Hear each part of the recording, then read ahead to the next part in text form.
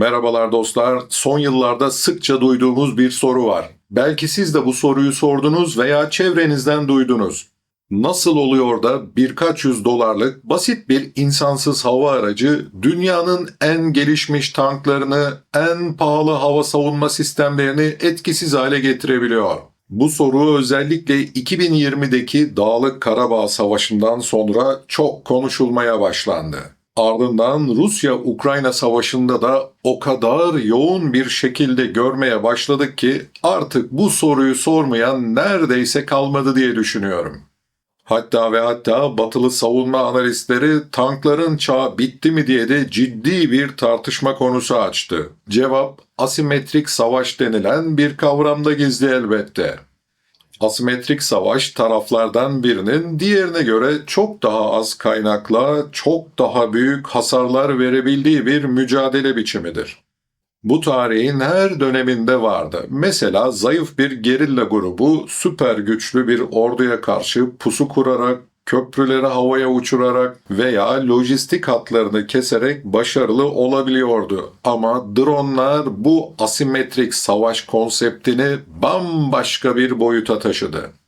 Çünkü sadece bir drone, bir pusu aracı değil, aynı zamanda bir keşif uçağı, bir hassas vuruş platformu ve bir psikolojik harp silahı olmaya başladı. Yine çok özel bir içerikle karşınızdayım. Gördüğünüz gibi videonun tamamını izlediğinizde emin olun bütün modern savaşlara bakış açınız çok ama çok değişecek. Yeni dünya düzeninin belirleyici unsurlarının gerçekten çok radikal bir şekilde değiştiğini de göreceksiniz. Uzatmadan devam ediyoruz. Şimdi gelin biraz rakamlarla konuşalım. Dünyanın en gelişmiş hava savunma sistemlerinden birisi bildiğiniz gibi Amerikan yapımı Patriot'tur. Patriot füzesinin tek bir mermisi güncel fiyatla yaklaşık 4 milyon dolar. Buna karşılık bir FPV drone yani First Person View yani ilk elden görüş sağlayan, içine patlayıcı yerleştirilmiş, adeta bir video oyunu gibi uzaktan kumandayla uçurulan küçük bir insansız hava aracı sadece 500 dolar civarında. Yanlış duymadınız, doğru. Arasında tam 8.000 kat fark var. 8.000. Bir Patriot füzesiyle aynı maliyete tam 8.000 tane FPV drone satın alabilirsiniz dostlar. Bir tankı, bir hava savunma bataryasını, bir komuta merkezini veya bir mühimmat deposunu vurmak için bu 8.000 denemeden sadece bir tanesinin başarılı olması da yeterli. 8.000 drondan bir tanesi hedefe ulaşsa bile yatırımınızı Patriot'a göre fazlasıyla karşılamış olursunuz. Çünkü vurduğunuz hedefin maliyeti genellikle milyonlarca hatta bazen milyarlarca dolar değerinde oluyor. Ancak asıl devrim tek başına uçan bu araçlarda değil. Günümüzde asıl oyunu değiştiren şey otonom drone sürüleri. Bu kavramı da biraz açalım. Drone sürüsü nedir? Basitçe söylemek gerekirse birbirleriyle kablosuz ağ üzerinden iletişim kurabilen, ortak bir yapay zeka tarafından yönetilen ve daha önemlisi birbirlerinin hareketlerine göre anlık olarak karar alabilen insansız hava araçları topluluğu. Bu sürüler doğadaki arı sürülerinden, kuş sürülerinden veya balık sürülerinden ilham alan bir yapıya sahip. Her bir birey, bakın artık yapay zekaya sahip dronları birey olarak tanımlıyoruz. Bu aslında ne kadar korkunç bir şey ama devam. İşte bu birey dronlar diğerlerinin nerede olduğunu bilir, merkezi bir komuta olmadan kendi aralarında koordinasyon sağlar ve ortak bir hedefe kilitlenirler. Bir karınca kolonisini düşünün. Tek bir karınca çok zayıftır ama binlerce karınca bir araya geldiğinde çok daha büyük canlıları bile alt edebilirler. İşte drone sürüleri de tam olarak bu mantıkla çalışıyor dostlar. Şimdi gözünüzde canlandırın, bir hava savunma subayı olduğunuzu düşünün. Önünüzde dev bir radar ekranı var. Ekranda aniden bir değil, iki değil yüzlerce küçük nokta beliriyor. Bu noktaların hepsi farklı yönlerden, farklı yüksekliklerden ve farklı hızlarda yaklaşıyor. Kimisi alçaktan binaların ve ağaçların arasından süzülüyor, kimi bulutların üstünden aşağıya iniyor. Bazıları hiç beklenmedik yerden bir kartal gibi dalışa geçiyor, savunma sisteminiz aynı anda ancak belirli sayıda hedefi kilitleyebilir. Örneğin bir Patriot bataryası aynı anda belki 10 ya da 12 hedefe angaja olabilir. Peki yüzlerce hedefe ne yapacaksınız? İşte buna askeri literatürde doygunluk noktası deniyor. Savunma sistemi kendisine aynı anda gelen çok sayıda hedef karşısında otomatikman felç oluyor. Hangisini vuracağını şaşırıyor. Radar ekranı o kadar kalabalıklaşıyor ki gerçek tehdidi ayırt etmek imkansız bir hale geliyor. Ve tüm bu karmaşanın içinde tek bir 500 dolarlık drone'un hedefine ulaşması yeterli. Ama asıl sürülerin asıl korkutucu özelliği sadece sayısal üstünlük değil. Bu sürüler aynı zamanda akıllı, hem de çok akıllı. Yapay zeka sayesinde sürüdeki bir drone düşürüldüğünde diğerleri anında rotalarını yeniden hesaplayıp hesap kitap plan işlerine giriyorlar. Hatta bazı gelişmiş sistemlerde dronlar birbirlerinin görevini devralıyor. Diyelim ki sürünün amacı bir radar istasyonunu yok etmek. Yolda 10 tane drone düşürüldü, kalan 90 drone anında yeni bir formasyon alıyor, eksilen dronların hücum açılarını kapatıyor ve aynı kararlılıkta hedefe doğru gidiyorlar. Savunma için bu kafayı yemek anlamına gelir tabii ki. Ne kadar vurursanız vurun, geriye kalanlar aynı şekilde organize olarak geliyor. Dahası modern drone sürüleri artık sadece basit patlayıcılar taşımıyor, elektronik harp yetenekleriyle de donatılıyorlar. Yani bir drone sürüsü düşmanın radarını ve iletişim sistemlerini elektronik olarak kör edebiliyor dostlar. Sinyal karıştırıcı görevi görüyorlar, hatta bazı özel görevlerde sürüdeki bazı dronlar keşif yaparken bazıları doğrudan saldırıyı gerçekleştiriyor. Bazıları ise düşmanın elektronik tepkilerini analiz edip anında sürü liderine geri bildirim veriyorlar. Bu adeta bir arı sürüsünün bir çiçek bahçesini nasıl tahrip ettiğine benziyor. Her biri farklı bir görev üstlenir ama sonuçta hepsi aynı amaca hizmet eder. Gelelim önemli soruya. Peki bu sürülerin önlenmesi mümkün mü? Kısmen evet ama çok zor ve çok pahalı.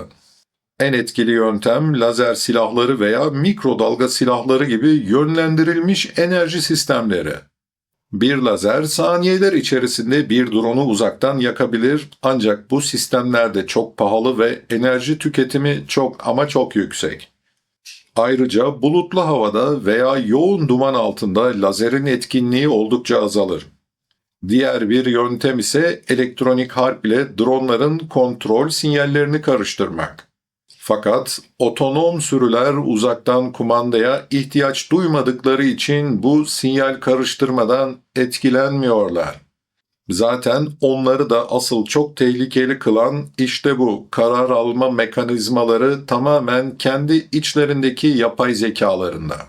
Sonuç olarak geleneksel savaşta geçerli olan en büyük ve en pahalı silah kazanır kuralı artık günümüzde kesinlikle geçerli değil. Bugün bir savaş meydanında zafer, pahalı füzelerden çok akıllı yazılıma sahip küçük ama kalabalık Sron kaymış vaziyette. Bu sadece askeri bir dönüşüm değil, aynı zamanda büyük bir paradigmanın değişimi. Çünkü artık bir ülkenin askeri gücü bütçesinin büyüklüğüyle değil, yazılım mühendislerinin yeteneğiyle ölçülmeye başladı. Ve bu da savaş tarihinin belki de en derin ve en anlamlı kırılma noktası. Şimdi gelelim bu savaş dönüşümünün ikinci büyük ayağına, hipersonik füzeler kısmına.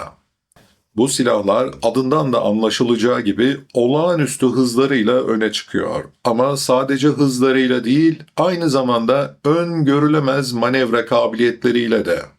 Hız elbette savaşın her döneminde çok belirleyici bir faktör olmuştur. Okçular dakikada daha fazla ok atabilmek için parmaklarını nasıl daha hızlı kullanacaklarını öğrenmeye başlamışlardı. Atlı süvariler düşmanın ok menzilinden kaçmak ve aniden saldırmak için en hızlı atları yetiştirirdi ve az zırh kullanırlardı. İkinci Dünya Savaşı'nda da savaş uçakları arasında kıyasıya bir yarış vardı. Kim daha hızlı tırmanacak, kim daha hızlı dalış yapacak, kim en yüksek irtifaya çıkacak şeklinde. Soğuk Savaş döneminde ise ses duvarını aşan uçaklar büyük bir başarı olarak görülüyordu. Ama hipersonik silahlar tüm bu hız anlayışını bambaşka bir evrene taşıdı. Hipersonik terimi kabaca ses hızının 5 katı ve üzeri anlamına geliyor. Ses hızı deniz seviyesinde saatte yaklaşık 1235 kilometredir.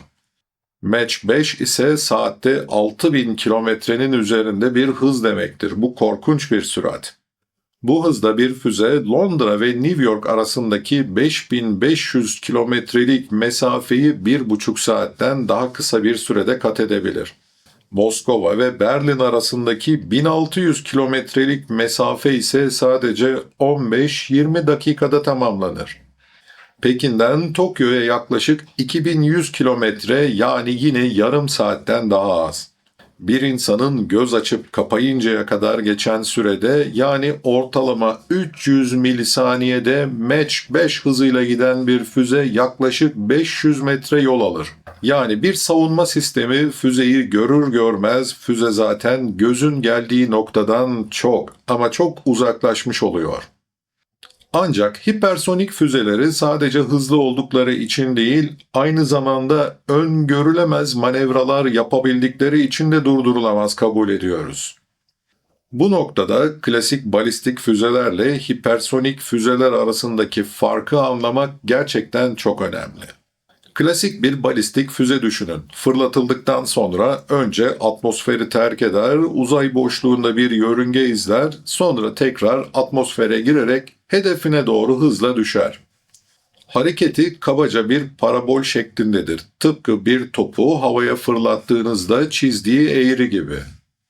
Bu parabol çok iyi hesaplanabilir. Radarlar füzenin nereden fırlatıldığını, hangi hızla nereye gittiğini ve hangi noktaya düşeceğini çok büyük bir doğrulukla tahmin edebilirler. Bu nedenle klasik balistik füzeler gelişmiş savunma sistemleri tarafından belirli bir başarı oranında durdurulabiliyor.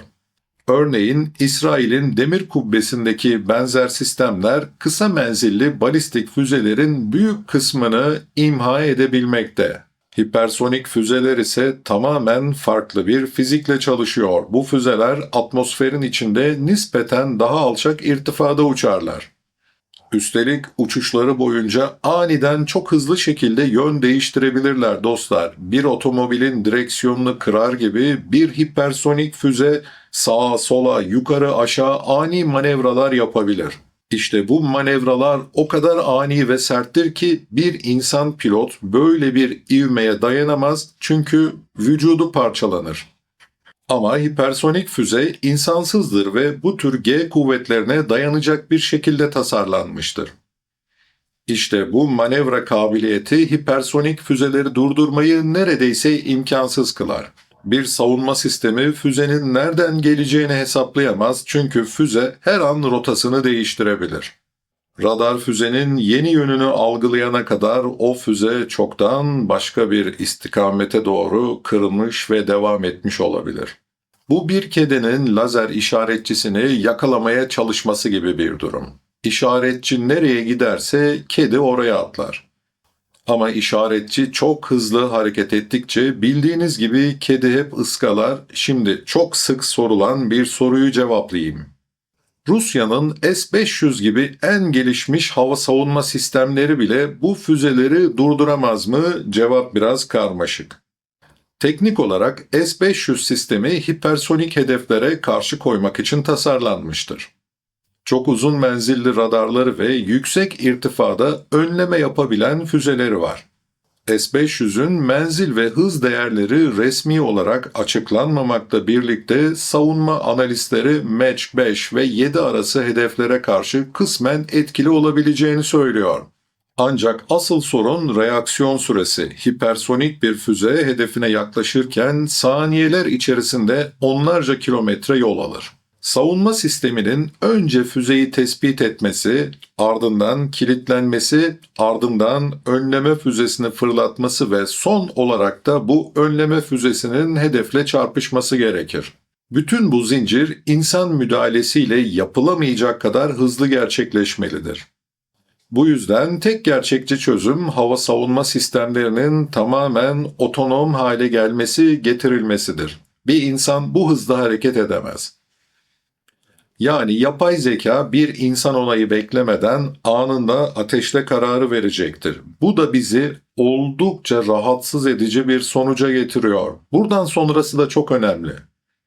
Artık savaşın en kritik anlarında insanlar sadece seyirci, makinelerle savaşıyor. Rusya'nın Oreşnik hipersonik füzesi bu konuda en çok konuşulan örneklerden bir tanesi dostlar. Oreşnik aslında bir kıtalar arası balistik füze ile hipersonik seyir füzesi arasında bir melez olarak da tanımlanabilir. En dikkat çekici özelliği terminal aşamada yani hedefine son birkaç saniye kala birden çok savaş başlığına ayrılabilmesi. Her bir başlık bağımsız olarak manevra yapabilir ve farklı hedeflere doğru yönelebilir. Yani siz tek bir Oreşnik fırlatırsınız ama karşınıza aynı anda 4 ya da 6 ayrı hipersonik mermi çıkar. Her biri farklı bir radar istasyonunu, komuta merkezini veya mühimmat deposunu vurmayı hedefler.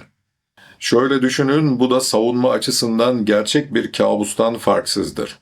Çin, Amerika Birleşik Devletleri, Rusya ve diğer bazı ülkelerde bu alanda çok büyük yatırımlar yapıyor.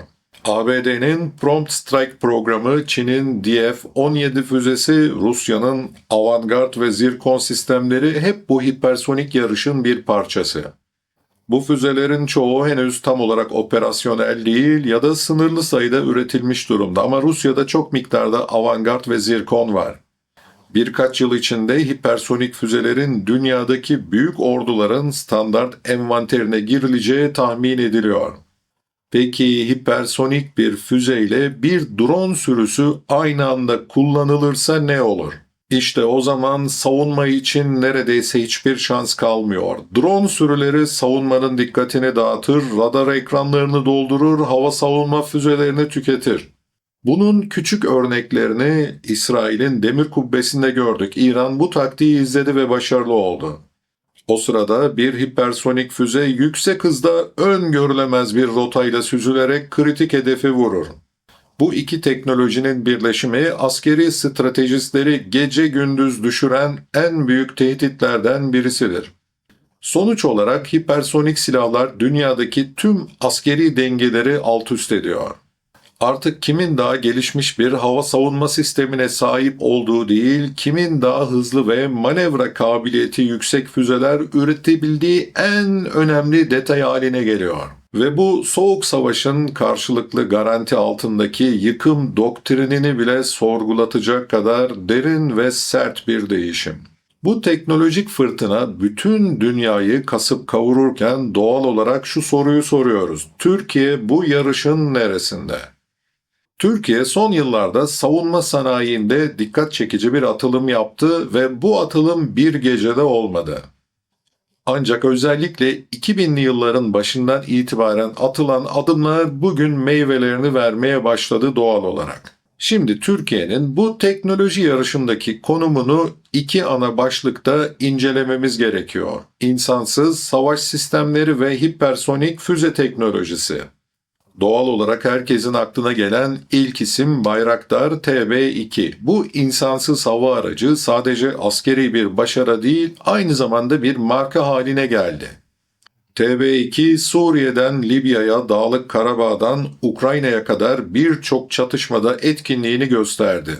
Peki TB2'yi diğer İHA'lardan ayıran en büyük özellikler nelerdi? Öncelikle çok yüksek irtifalardan keşif ve gözetleme yapabiliyor, lazer güdümlü akıllı mühimmatlar taşıyabiliyor ve düşman radarlarını aldatacak elektronik harp sistemleriyle de opsiyonel olarak donatılabiliyor.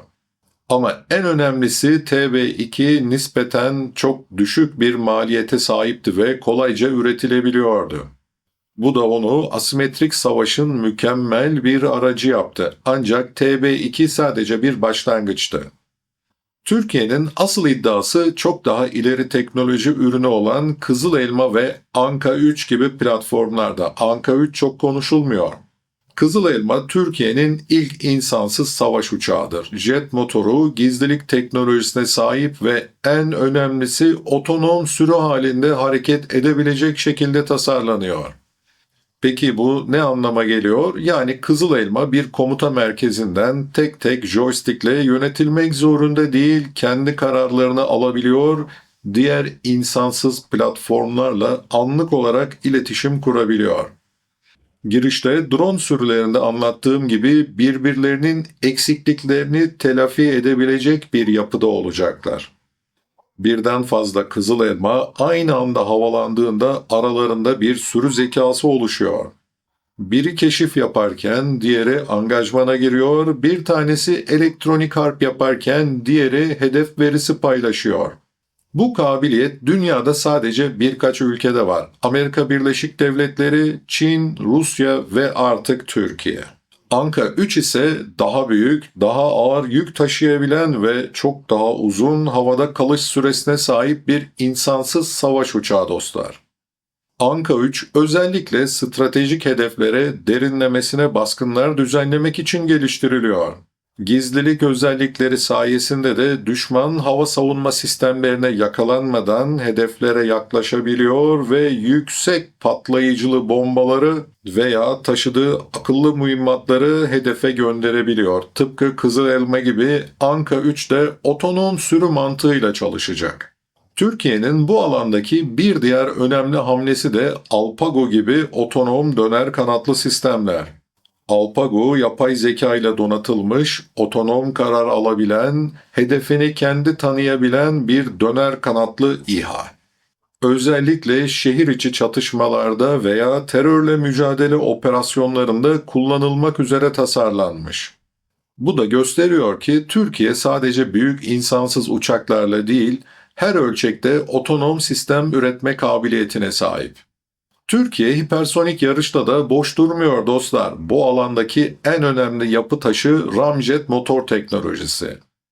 Ramjet yani koç basınçlı jet anlamına geliyor. Basit bir ifadeyle ramjet motoru havayı ön taraftan emiyor, yakıtla karıştırıyor ve yüksek hızda yanarak muazzam bir itiş gücü üretiyor. Normal bir jet motorundan farklı ramjetin hareketli parçaları yok. Yani türbin gibi bir detay yok içinde. Bu sayede çok daha yüksek hızlara ulaşabiliyor. Ancak ramjetin de bir dezavantajı var. Sıfır hızdan çalışamıyor. Bu şu demek. Ramjetli bir füzenin önce bir roket motoruyla belirli bir hıza genellikle sesten 2 ya da 3 kat daha yükseğe çıkması gerekiyor. Sonra ramjet devreye girerek füzeyi sesten tam 5 kat hızlı bir sürate taşıyor, hedefine gönderiyor. Çok konuşulmayan Türkiye'nin Gökhan projesi işte bu ramjet teknolojisine dayanıyor. Gökhan havadan havaya bir füze olarak geliştiriliyor.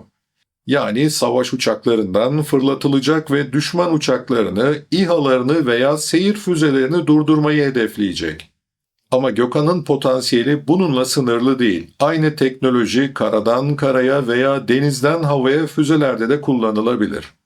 Kesin hız verileri henüz gizli tutulsa da savunma sanayi yetkililerinin açıklamalarında sesten 5 kat hızlı hedefi ve hipersonik menzil gibi detaylar geçiyor. Bu da Türkiye'nin birkaç yıl içerisinde hipersonik füze testleri yapabileceğini gösteriyor. Gökhan dışında ayrıca Tayfun ve Bora gibi balistik füzeler de Türkiye'nin artan füze kabiliyetinin en olumlu göstergeleri. Tayfun kısa menzilli balistik füze sınıfına girse de 1000 kilometrenin üzerinde bir menzile sahip olduğu söyleniyor. Yunanistan bundan çok rahatsız. Bu menzil Türkiye'nin çevre bölgelerdeki stratejik hedeflere çok daha kısa sürede müdahale edebileceği anlamına geliyor tabii. Peki Türkiye neden bütün bu teknolojilere bu kadar hızla yatırım yapmak zorunda kaldı? Bunun cevabı aslında bir zorunluluk hikayesi. Yıllarca Türkiye Batı'dan özellikle ABD ve Avrupa ülkelerinden silah sistemleri satın aldı. F-16'lar, füzeler, radarlar, helikopterler ancak zamanla özellikle 2010'ların sonundan itibaren Türkiye'nin bazı savunma projeleri ambargolarla karşılaştı. Bunun en çarpıcı örneği F-35 programından çıkartılmamızdı. Türkiye F-35 uçağının üretimi ortağıydı ve milyarlarca dolarlık yatırım yapmıştı bildiğiniz üzere. Ancak siyasi gerekçelerle programdan çıkartıldık. Uçaklar halen teslim edilmedi. Üstelik onlar için hangar kirası ödüyoruz. Aynı şekilde bazı helikopterler motorları, füze sensörleri ve elektronik harp sistemleri için de ambargolar uygulandı. İşte tüm bu kısıtlamalar Ankara'da da zorunlu olarak büyük bir kararlılık yarattı. Ya kendimiz yapacağız ya da yapamayacağız. Ve Türkiye kendimiz yapacağız yolunu seçti doğru ve haklı olarak.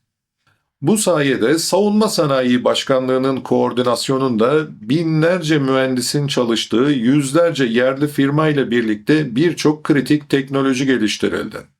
Bugün Türkiye'nin İHA'ları dünyanın dört bir yanına ihraç ediliyor. Motor, aviyonik, silah sistemleri gibi daha önce dışarıya bağımlı olunan birçok alt bileşen artık yerli imkanlarla üretiliyor. Türk mühendisleri hiç yabana atmayın. Geçmişteki Aselsan olayını hatırlayın. F-16'ların bazı sistemlerini çözdükleri için başlarına ne gelmişti biliyorsunuz. Bu da Türkiye'yi sadece askeri olarak değil, teknolojik ve ekonomik olarak da daha bağımsız bir konuma getiriyor. Elbette yolun henüz başında olduğumuz alanlar var. Hipersonik teknolojiler, uzay tabanlı savunma sistemleri, kuantum radarları gibi konularda kat edilecek mesafe çok. Ama atılan tüm bu adımlar Türkiye'nin bu yarışta ısmarlama izleyen değil, bizzat oynayan bir ülke olmayı hedeflediğini de gösteriyor.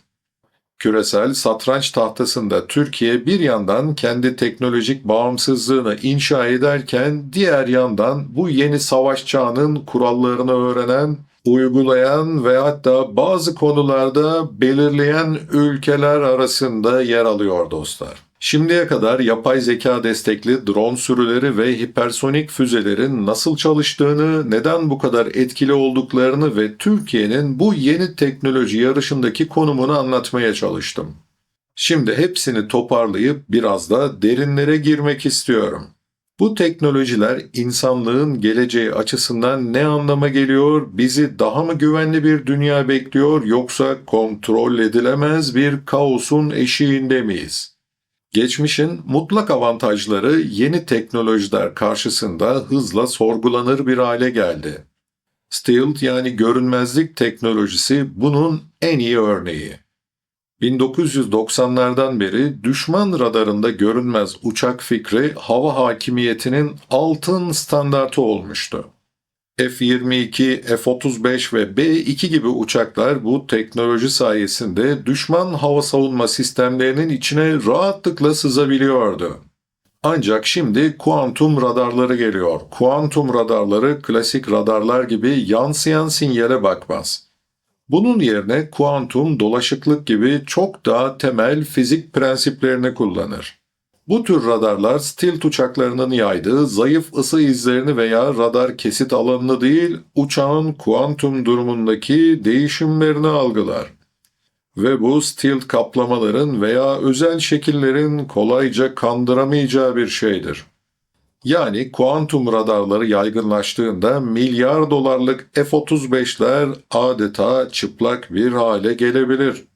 Benzer şekilde dev uçak gemileri de sorgulanıyor dostlar. Bir uçak gemisi içinde binlerce personel, onlarca uçak, nükleer reaktör ve devasa lojistik bir altyapı barındırır. Maliyeti 10-15 milyar dolar arasında değişir. Peki bu devasa hedefi batırmak için ne gerekir? Günümüzde sadece bir hipersonik füze veya iyi planlanmış bir drone sürüsü yeterli olabilir.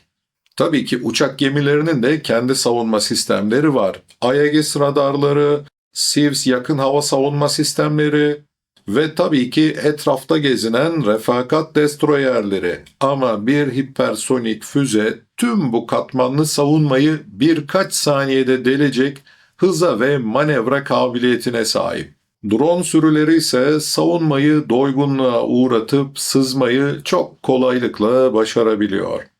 Sonuçta denizlerdeki bu devlerin stratejik caydırıcılığı da günümüzde çok ciddi şekilde azalmaya başladı. Hürmüz olaylarında bunu gördük.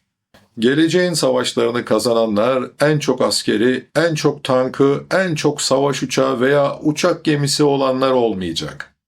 Kazananlar veriyi en hızlı işleyen, en iyi algoritmayı yazabilen ve en öngörülemez manevraları yapabilen sistemlere sahip olanlar olacak.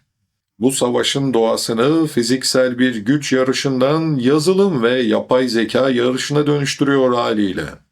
Düşünsenize, bir komuta merkezinde oturan bir general karar vermek için dakikalar hatta saatler harcayabilir. Ama bir yapay zeka aynı kararı milisaniyeler içinde alabilir ve savaşta birkaç saniyelik bir avantaj bile zaferle yenilgi arasındaki farkı belirler. Otonom sistemler insanın duygusal kararlarından, yorgunluğundan veya korkusundan, hastalığından etkilenmez. Sadece veriye ve algoritmaya dayanırlar. Bu onları çok daha hızlı ve çoğu zaman çok daha isabetli yapar. Ama aynı zamanda öngörülemez ve potansiyel olarak da tehlikeli kılabilir. Peki bu teknolojik dönüşümün karanlık tarafları neler? Biraz da oraya bakalım. İlk akla gelen otonom silahların etik sorunu. Bir yapay zeka bir insan hayatını sonlandırma kararı almaya yetkili midir? Bir drone sürüsü yanlışlıkla sivil bir hedefi seçerse bunun sorumlusu kim olacak? Sorumlu programcı mı, komutan mı yoksa algoritmanın kendisi mi olacak? Bu sorulara henüz uluslararası hukukta net bir cevap yok. Birleşmiş Milletler öldürücü otonom silah sistemleri üzerine tartışmalar yürütüyor ama henüz bağlayıcı bir düzenleme yok dostlar. Çin, Amerika Birleşik Devletleri, Rusya gibi büyük güçler bu alanda rekabet halinde oldukları için sınırlandırmaya da pek sıcak bakmıyorlar. İkinci büyük risk saldırı veya yanlış alarm durumunda reaksiyon sürelerinin aşırı kısalması. Soğuk savaş sırasında bir erken uyarı sistemi yanlış alarm verdiğinde insanların devreye girip nükleer savaşı önleme şansı vardı ve birkaç kez bu tehlikenin sınırından dönüldü. Bir defasında Sovyet erken uyarı sistemi Amerika Birleşik Devletleri'nden füze fırlatıldığını bildirmişti ama nöbetçi subay Stanislav Petrov bunun bir hata olduğunu düşünüp üstlerine bildirmedi. Ve dünya belki de 3. Dünya Savaşı'ndan kurtuldu. Bugün otonom savunma sistemleri ve hipersonik füzeler devredeyken böyle bir insan müdahalesine neredeyse hiç ama hiç zaman kalmayacak. Yanlış bir alarm otomatik bir karşı saldırıyı tetikleyebilir. Bu saniyeler içerisinde kıyamet senaryosunu hiç olmadığı kadar gerçek kılıyor. Üçüncü risk ise teknolojinin yayılması. Dronlar giderek daha ucuz ve erişebilir bir hale geliyor. Devlet dışı aktörler, terör örgütleri veya suç grupları da bu teknolojileri edinmeye başladı bile. Bir terör örgütünün ya da karşı istihbarat servisinin yüzlerce otonom drone ve hipersonik füze sahibi olduğunu düşünün. Bu uluslararası güvenlik açısından da tam bir kabus senaryosu. Bugün sadece devletlerin sahip olduğu bu silahlar yarın herhangi bir aktörün eline de geçebilir. Tüm bu risklere rağmen iyimser bir senaryo da var, onu da konuşalım. Yapay zeka destekli savunma sistemleri aynı zamanda saldırıları da etkili bir şekilde durdurabilir. Örneğin bir hipersonik füze saldırısını tespit eden bir yapay zeka aynı anda en iyi karşı önlemleri hesaplayıp uygulayabilir. Ayrıca otonom sistemler sayesinde askeri operasyonlarda insan kayıpları da azalabilir dostlar. Haliyle çatışmalarda daha kısa sürebilir çünkü kazanan taraf çok hızlı bir şekilde üstünlük sağlayıp sonuca gider. Bazı stratejistler hipersonik ve otonom silahların caydırıcılık yaratarak aslında büyük savaşları önleyebileceğini söylüyor. Yani birinci vuranın kazanacağı bir dünyada kimse ilk vuruşu yapmaya cesaret edemeyebilir. Ancak bu iyimserliğin ne kadar gerçekçi olduğunu elbette bize zaman gösterecek. Çünkü teknoloji her zaman politik kontrolün önünde koşuyor bildiğiniz üzere. Yeni silahlar üretilirken bunların kullanım kuralları genellikle sonra düşünülür bilirsiniz ve tarih insanlığın yeni silahları kullanmaktan geri durmadığını da bize hep göstermiştir. Sonuç olarak yapay zeka destekli drone sürüleri ve hipersonik füzeler savaşın doğasını kökünden değiştiriyor. Bu değişim bir yandan heyecan verici teknolojik başarıları beraberinde getirirken diğer yandan insanlık için varoluşsal riskler de yaratıyor. Gelecek bu teknolojileri kimin kontrol ettiğine, hangi etik kurallarla donatıldığına ve uluslararası toplumun bu yeni gerçekliğe nasıl uyum sağlayacağına bağlı. Şimdi soruyu size bırakıyorum. Sizce bu teknolojik yarış bizi daha güvenli bir geleceğe mi taşıyor yoksa uçurumun kenarında daha da hızlanmamıza mı sebep oluyor? Cevabı hep birlikte göreceğiz ancak şundan emin olabilirsiniz, önümüzdeki 10 yıl askeri teknolojiler açısından belki de insanlık tarihinin en çalkantılı dönemi olacak. Sizce Türkiye bu yeni nesil savaş teknolojilerinde başarılı olup diğer büyük devletleri yakalayabilecek mi? Lütfen düşüncenizi yorum olarak yazın. İzlediğiniz için teşekkürler.